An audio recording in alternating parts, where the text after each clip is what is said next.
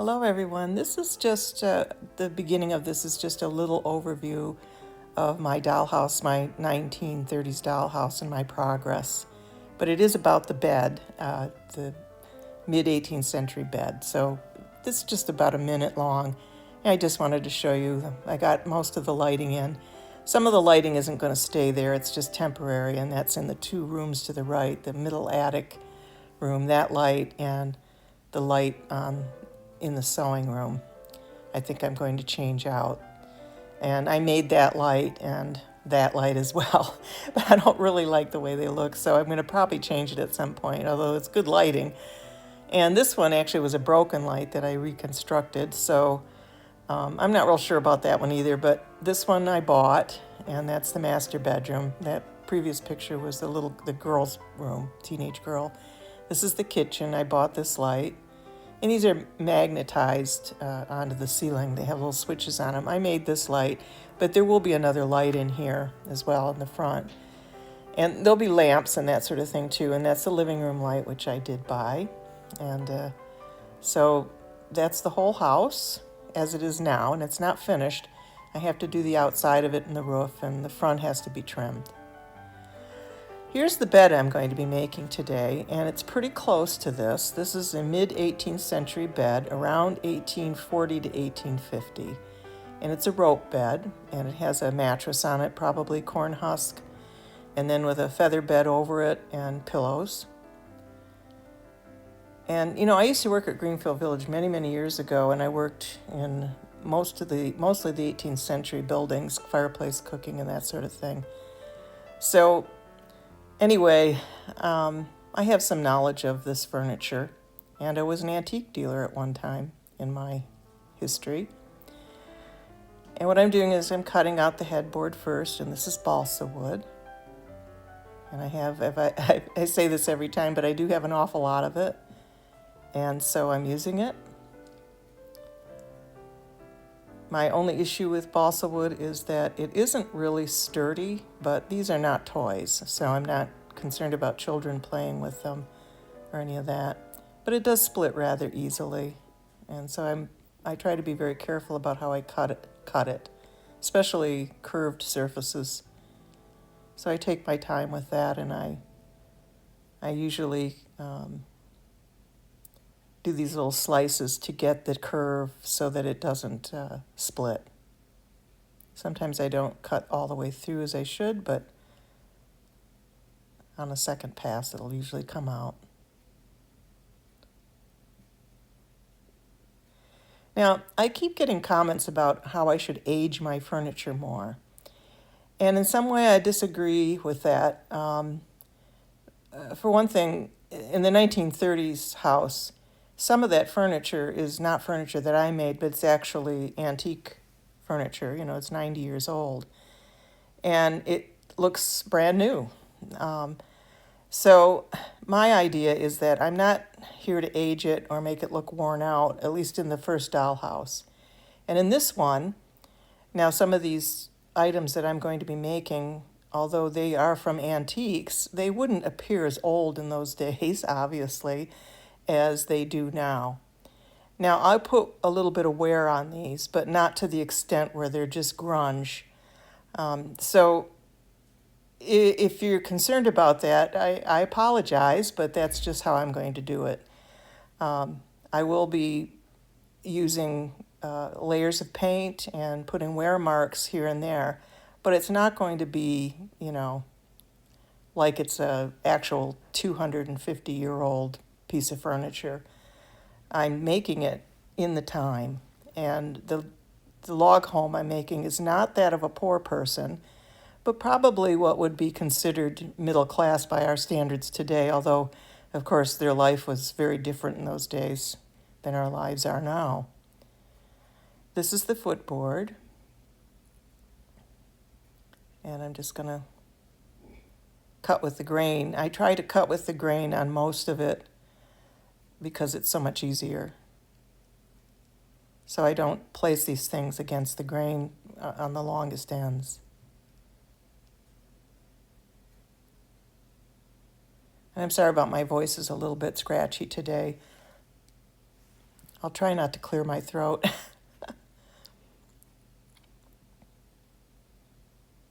Allergy season is just beginning, so I'm sure many of you can identify with that.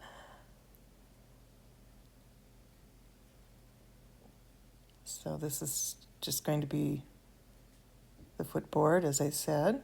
That one came out without having to cut it too much. I'll just clean it up and I'll file these raw edges down later. And this is the board that goes along the bottom where the ropes are going to be tied. Now, really wealthy people would have feather beds and sometimes beds stuffed with wool.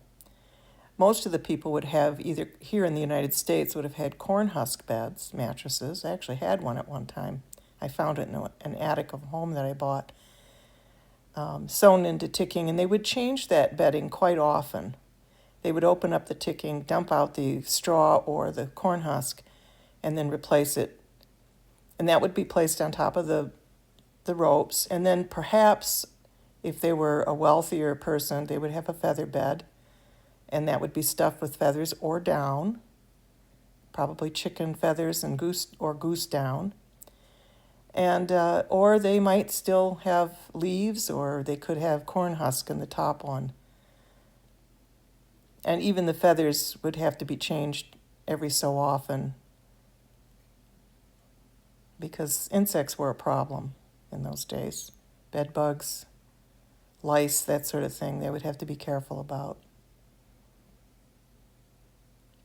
And this is just the front, and the back will be the same, along where the ropes are attached. And I'm not doing any joinery here. I don't have the tools for that. And so at some point I'm going to, as I progress with this furniture, I have collected tools and saws, but I'm going to use my balsa wood first. And since these aren't playthings, I'm not as concerned about it. I'm also not as concerned about drawers opening and doors opening. My idea for these are display items. And so they're not going to be opened and shut and that kind of thing.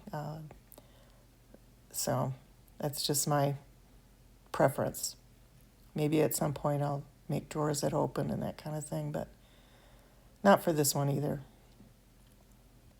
This is actually called a pencil post bed, and these posts will be carved up toward the top so they taper slightly, and this is where it gets to look a little more rustic. And they could have a canopy with a bed like this. Often they would, especially in the winter, to keep themselves a little bit warmer. And I may make a canopy for this, I'm not sure yet. But when I get there, I'll do that. I'm also going to make the mattress. It'll have 2 mattresses on it, and the pillows and the blankets. And I'll have wool blankets that are typical of the time. There's one blanket that they would have had, and it's called a bed rug. And what that was is it would be woven wool, but into the wool it would have, and how do I explain this? Yarn, kind of waste yarn, and it looked like a shag rug. And that was a very necessary item in the colder climates because they didn't have central heating and they didn't have metal stoves like the Franklin stove yet. They depended on fireplaces for their warmth. So it could get quite cold at night. And so having a bed rug and having curtains on the bed would keep you much warmer. And I'm just going to carve these down till they're a little slightly more narrow at the top. And then I'll sand them.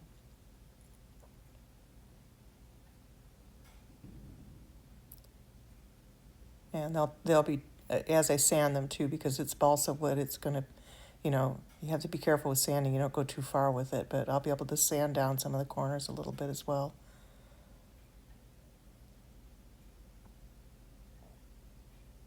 Having a bed like this would have been more of a luxury item. Often they would sleep on the floor or have a bed that was much simpler than this. But as I said, these people would have been considered, even though they're going to be living in a log cabin, more middle class, more established. That's my story. And this is going to be a New England log cabin, probably somewhere around the area of Concord, pre-Revolutionary War, 1840 or 1740s to 1750s. So everything in the house I'm aiming at having authentic for that period. That's my favorite period of time anyway in history. I love the clothing, the furniture, the homes. I've always had a affinity toward that. So I was really glad when the vote came in for what I should do would be, I said prairie house, but a early American house is what I should have said. This is not a prairie house per se, but it isn't a log cabin. It's a New England homesteader's house, basically. Can just file down some of those. This is a diamond rasp. And I find these work very well for curves especially. And just smooth out some of these edges. This was a very clean sheet of balsa wood, so I didn't have to do a lot of sanding. I'm just using the grid on this mat to line it up. Make sure that it's all straight. And then I'm just going to glue it together with wood glue.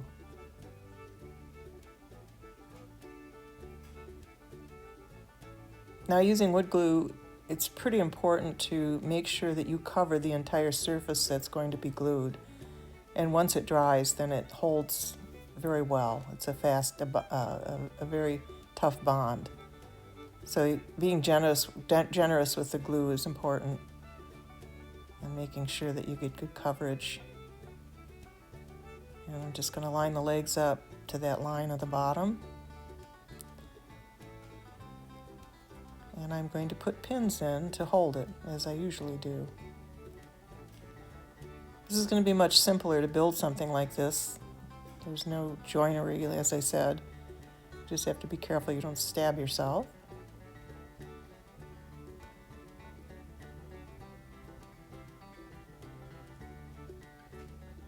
Now, this is going to have rope in it, and they used to have what's known as a bed key or a rope key, and periodically, probably once a week in the beginning, or maybe even more, you would have to tighten the rope on the bed, and it was pretty much a two-person job to do that, although one person could do it.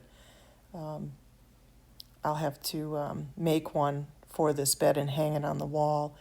It has a handle, and you twist it, and it has a forked kind of thing on the bottom, and as you twist it, then another person pulls the rope taut, and then you pull it. You'd go around the whole thing until all the rope is tightened, and you pull it through and then knot it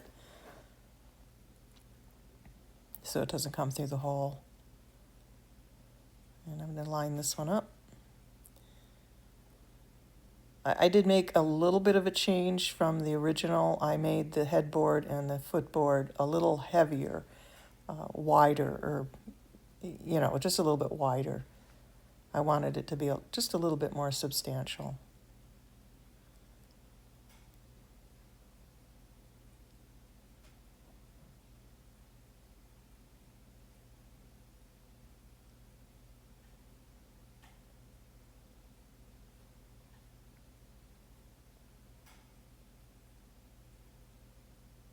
I did speed this film up a bit. It's about twice as fast as normal. When I get to the painting part, I speed it up 3.5 times more, just to give you a heads up on that. And this is a longer video than I usually make. I try to keep them around 27 minutes or less, a little bit less. But this one, I really couldn't get it any shorter without speeding it up too much, and I don't want to speed it up so much you can't see what's going on, so it is a bit longer than my usual. I'm just putting a little bit of wood glue, brushing it into the cracks to close them up a bit. And that will dry flat. The wood glue makes it so it's water resistant to the point where if you try to put a stain on it, it just won't sink in. But if you're using acrylic paint, especially a matte paint, it's going to cover that glue area. So I'm not using stain, so I'm not worried about it. And this is going to be the footboard.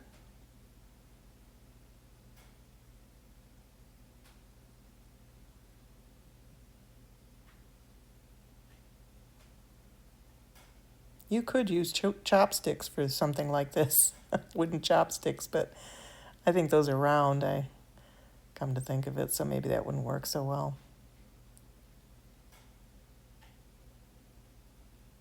Oops. I didn't stab myself, at least, to get that lined up properly.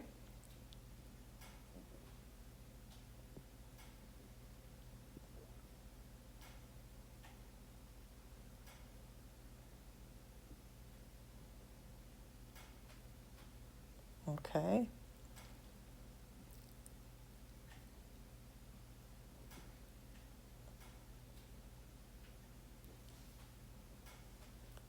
Just make sure that it's fitting like it should. And I did end up cutting a little tiny bit off of each end just to make sure it was a proper fit. So I just cut that part out.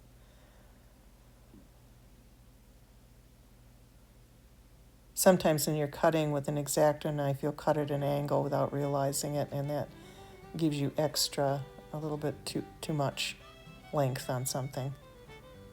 So then you have to go back and cut it again, cut the angle off of it.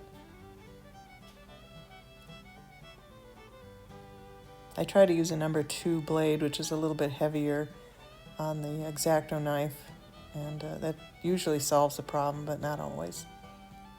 Okay, now I'm going to drill the holes, and I'm using a little hand drill, micro drill, with the largest drill bit that I have for this one. And I'm going to drill them through. You can't just poke the holes because it just leaves too much sawdust and frayed wood inside and becomes a problem. So it's kind of important to drill them through completely cleanly on both sides.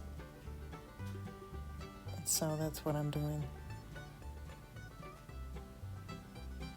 And I've spaced them so that it can have an even spacing in most of the mattress area throughout the middle.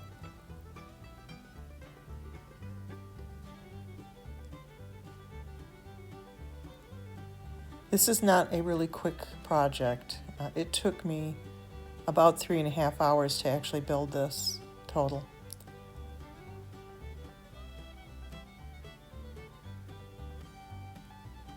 And that's not including the dry times between the working time. I usually give it at least several hours to dry before I start to work with it again. It's probably better to let it go overnight if you really want to make sure that you don't snap it apart. And I'm just going to give it a quick sand all the way around.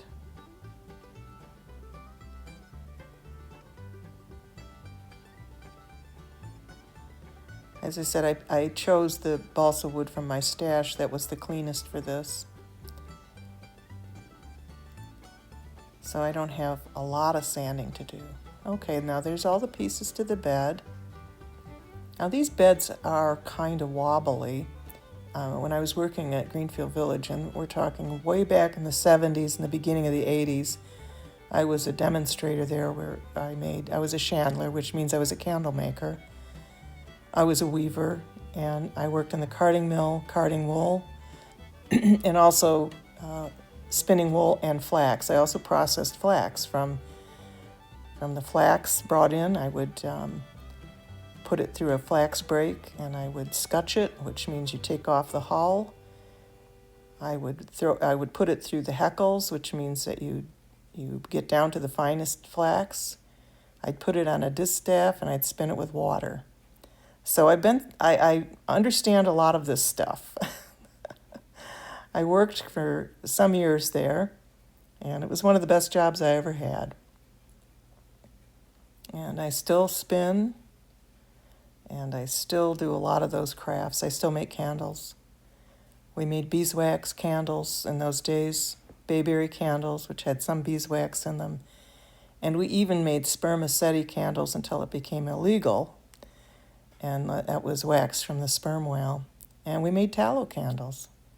And those were the cheaper everyday candles where there'd be a little beeswax mixed in with tallow.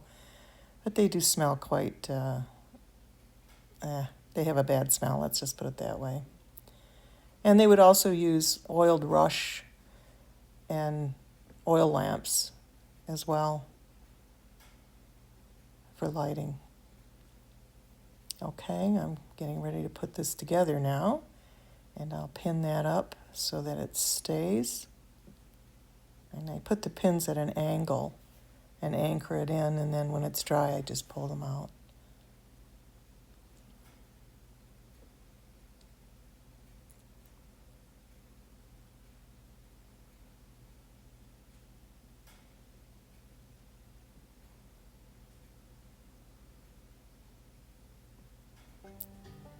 Okay, now I'm going to use acrylic paint, a number of colors. I have one called chocolate bar, milk chocolate rather. Chocolate bar and burnt umber. And then I'm going to use this Waverly wax at the end. And I'm going to also incorporate some colors, but you'll see just to give it some striation. I'm going to put this first color on is the lighter color, and that will be the base color. I'm just putting the paint on straight. I'm not watering it down. I'm just going to try to get it into every crack. Now, if you paint against the grain, you will tend to get more into the wood. So I do try to paint against the grain first, and then I go over it the other way. And I'll try to do that. There is a little bit of a grain, even in balsa wood, so I want this to be completely covered.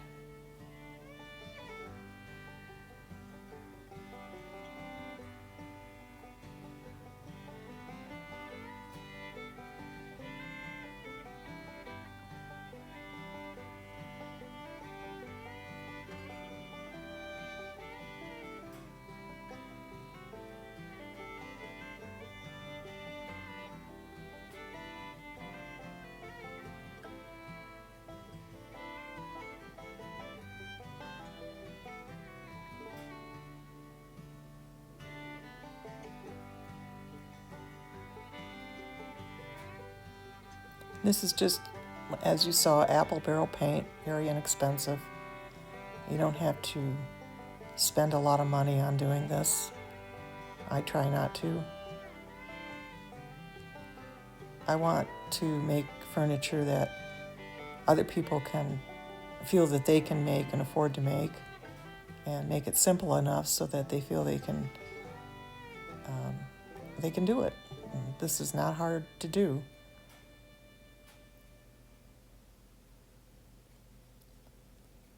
I'm measuring, like they say, measure once, cut twice, measure twice, cut once. That's about my only principle here, so.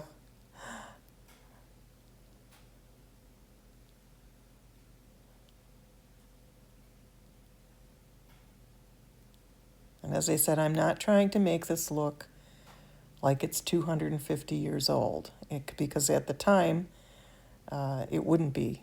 It might be 50 years old. It could be 20 years old, or the guy could have made it the day before and put it in his bedroom for his wife and himself, or for his kids, or whatever.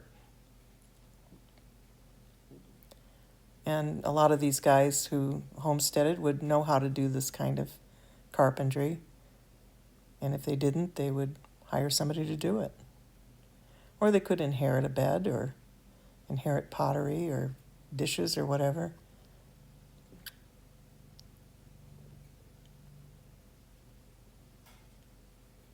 My grandfather was basically a homesteader, my dad's dad. He came from Finland, and he started a homestead in the Upper Peninsula. He was born in 1875, my dad's dad. My dad was one of the youngest in the family. And he had 180 acres up in the Upper Peninsula. He grew apples, he grew wheat. Corn didn't do well up there. He built his own home. He was a farrier, and he was a miller.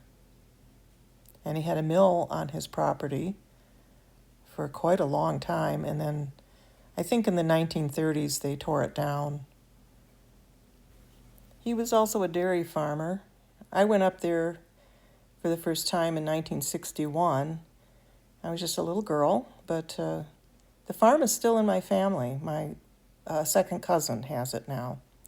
My dad inherited the farm, and he took over the dairy farm after World War II, but they couldn't make a go of it because the milking machines had come out, and he couldn't afford to buy the milking machines. And my dad actually went to Marquette University and got a degree in agriculture, but he didn't continue farming. They ended up not selling the farm, but actually giving it to my uncle.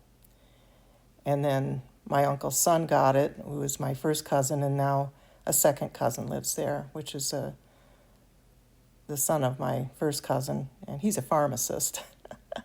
And he's changed the place quite a bit, as you could probably imagine. But a lot of the old buildings are still there. The original house is there, but he's added on to it.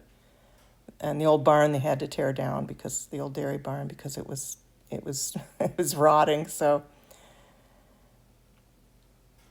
but I do have older cousins that are in their 80s, and they remember my grandfather very well. And he was a different sort. Came from a different time.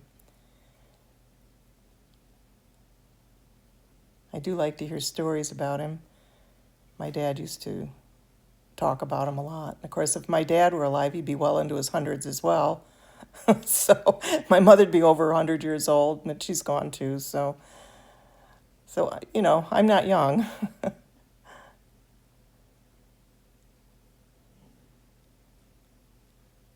So I'm just going to finish painting this.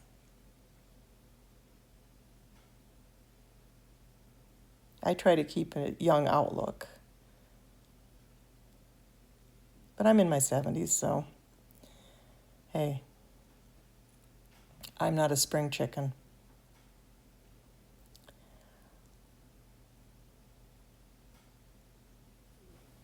I'll just finish painting this up, and then we'll go on to the next thing. Okay.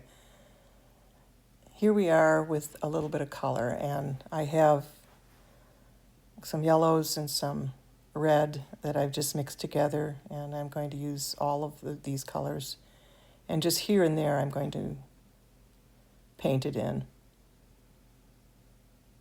and brush it in. And you'll see why later, why I do this.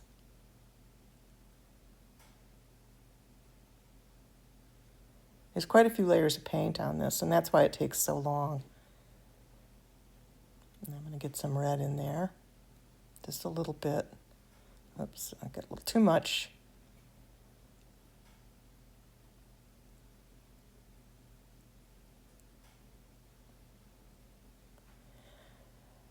In that time period, they did have a lot of painted furniture. They could even have colors such as Paris blue, which is quite a bright color, reds, different oranges, browns, gray, olive green, and they might have, all of their furniture might be painted, and some of it could be stained with some sort of stain.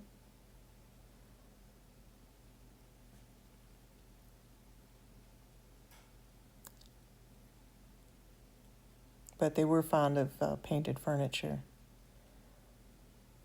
And they might even paint designs on the furniture, which I'm going to do a chest at some point that has painted scenery on it, and a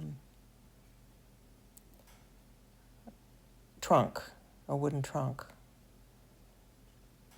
And after this, I've already made the other piece of furniture. It's a step-back cupboard, and you'll see that next week. I finished it already, but I have to do a few things, set up a little staging area for it to photograph it, a little better one than I have right now.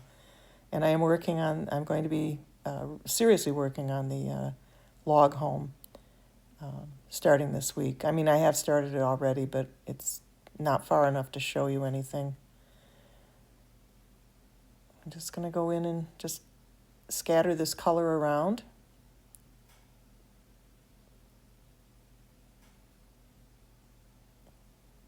And work it in. And I'm just using the same acrylic paint that I've been using. Inexpensive, except for the red. That's golden acrylic, and that isn't inexpensive. But I had it, so it does go a long way, though. Golden paints are very fine paints, and so I make use of them, but I'm going to throw a little white in there and mix it in here and there, but it won't appear to be white. And that's just flat, or actually matte white. All of these are matte paints for now.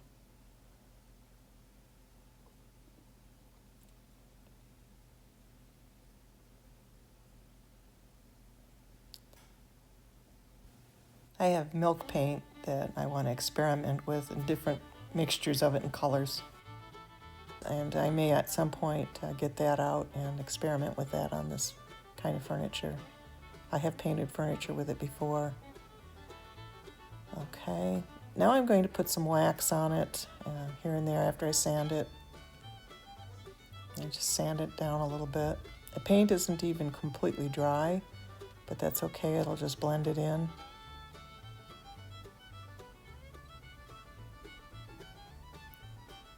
I'm going to scrape some of it off at corners.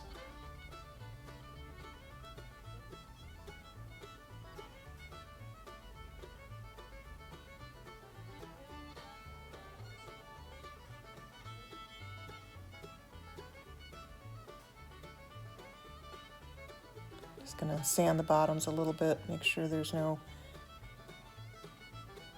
extra pieces of wood hanging on there, shaggy stuff.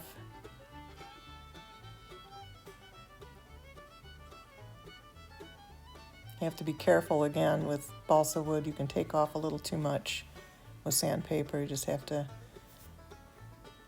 go along a little carefully, that's all.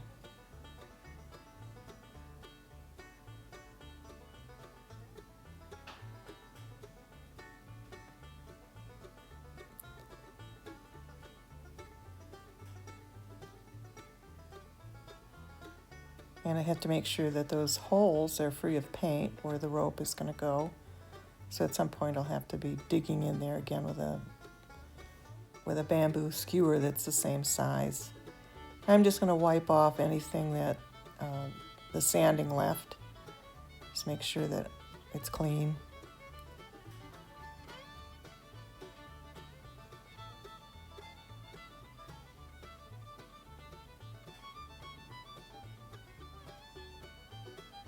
Don't want to have too much debris there.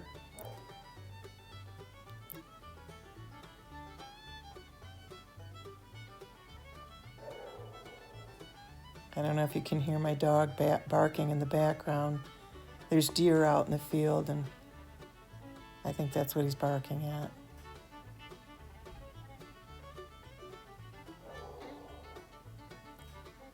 Okay, now I'm going to put the Waverly on over this, which is a wax, and it's actually a water-based wax, and I've used this before, and I did find another source of it. Somebody told me to look at Walmart.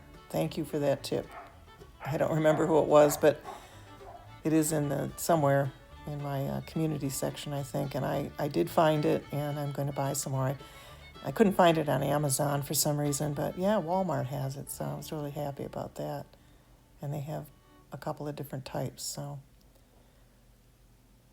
you just apply it and then wipe it off. And it is important you wipe it off because this stuff, it just doesn't dry, otherwise. So it's meant to be kind of stain, a waxing stain. I wish it was a little darker, though. That's the only thing. I wish they had a darker one. I didn't see a darker one, but that's okay.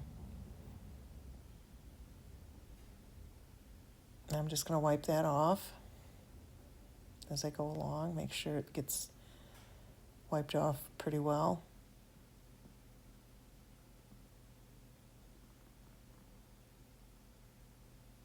I'll go around and check where I missed as well. I'm not doing it all at one time. I'm doing part of it and then wiping it off and then doing another part.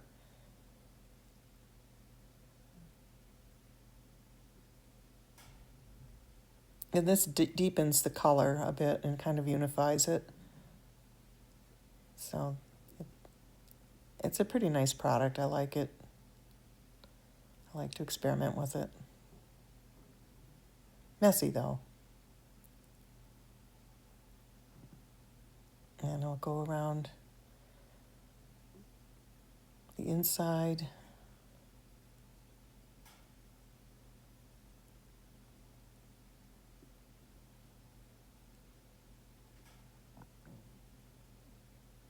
But it is water soluble, so if you wash it off right away, it doesn't stain. Although it makes your fingernails look like really dirty. So, well, what are you going to do? When you work with paint, you always have lousy looking fingernails. Doesn't mean they're not really clean. So,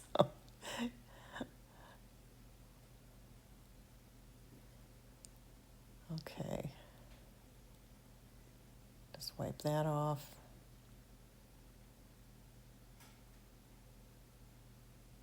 And I'll go over the footboard again. I know it looks like I missed a spot there, but I won't miss it when I go back because I haven't done the footboard yet.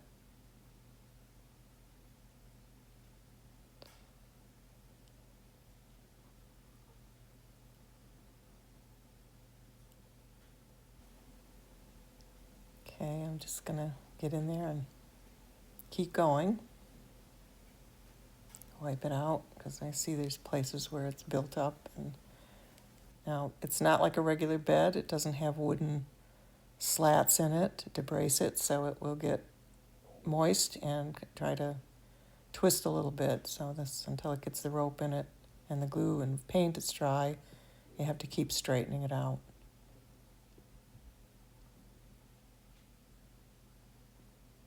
Okay.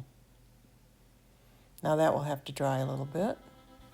Okay, now that it's completely dry, I'm going over it with Mod Podge matte. And this is where you have to be careful about the holes not getting plugged up. But I will unplug them. And I'm going to put a generous amount of this on, not a crazy amount, but enough to... It'll have a little bit of a sheen, even though it's matte. It's not going to have a dull finish on it. So the gloss would be too shiny for me, for this type of furniture. It does have a place, but for this, this will serve better. I've painted the whole thing with Mod Podge now, and I have to unplug the holes, and I'm just going to use a skewer. Go in there and make sure they're completely open. And I'll just go through the whole thing a couple of times while it's drying. And it dries pretty quickly, this stuff, so.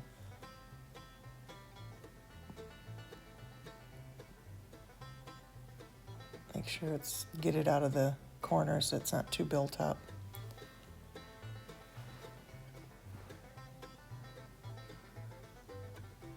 Flattens out pretty well, though. It doesn't leave too much of a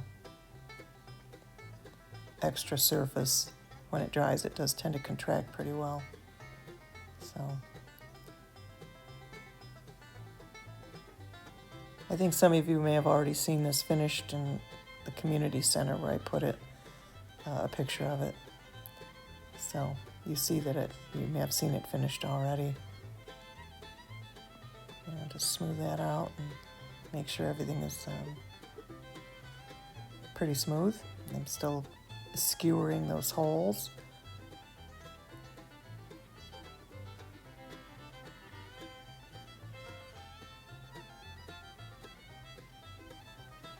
Okay, now that has to dry. It's all dry now, and I have some rope here. It's just string, and I think this is actually made out of paper, this string, but it's pretty tough stuff. But what I'm going to do is I'm going to wax it with beeswax. And this will strengthen it and make it easier to handle. So I have a chunk of beeswax here. I'm just going to drag it through. I've measured it out to approximately the size that I need.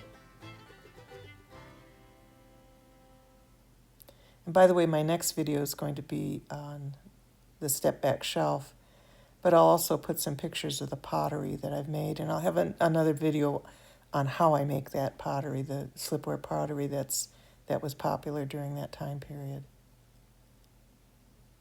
I'm just going to thread it through. There's a specific way that you do this. The first one you just thread through straight, and then the second step is to weave it through. And as I said, they would tighten these periodically, because especially when they first put a rope in, it would stretch, and they had basically a key that was made out of wood that they would use to tighten the bed rope. These beds are actually not uncomfortable. Actually, when I worked at Greenfield Village in Susquehanna House, they had, and that house was actually early 1700s, they had rope beds up in the upper stories. And if you worked there, you could go up there. Other people couldn't go up there. And I'd lay down on them taking my break. And they were actually pretty comfortable. So, of course, that was a long time ago. So I don't think they'd probably let you do that now because of insurance and all that. But they were different days.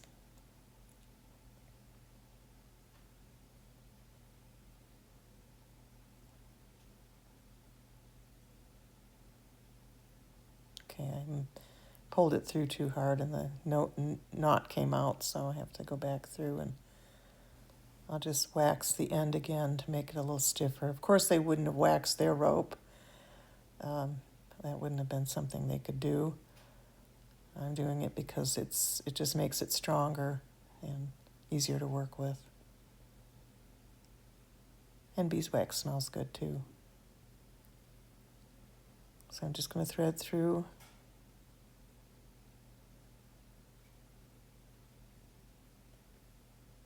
And I will make it as taut as I can without breaking the bed, because that could be a problem. And any little threads that get torn off, I will just cut them off later. See one sticking up there. I guess this isn't paper, it's probably jute or something like that. They would have had flax rope made out of flax or jute. Flax, the word tow rope, comes from the waste that is left in the hackles, which are like these big spiky things you drag the flax fibers through. And the stuff that was left over was called tow, and it's, of course, kind of a light-colored stuff. And you've heard of tow heads, little blonde children that are tow heads. Well, that's where that saying comes from. But the tow would not be wasted. It would be made into rope.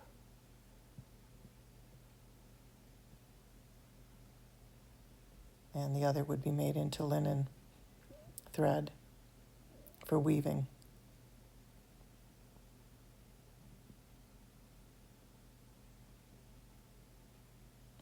When you mix linen fibers with water in their raw state, they have a kind of gluey substance on the outside, and the fibers will adhere.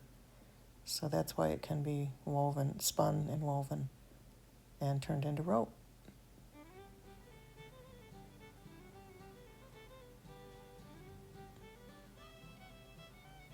that one hole wasn't as clear as it should be, so I'm keeping my little skewer handy. Push it through.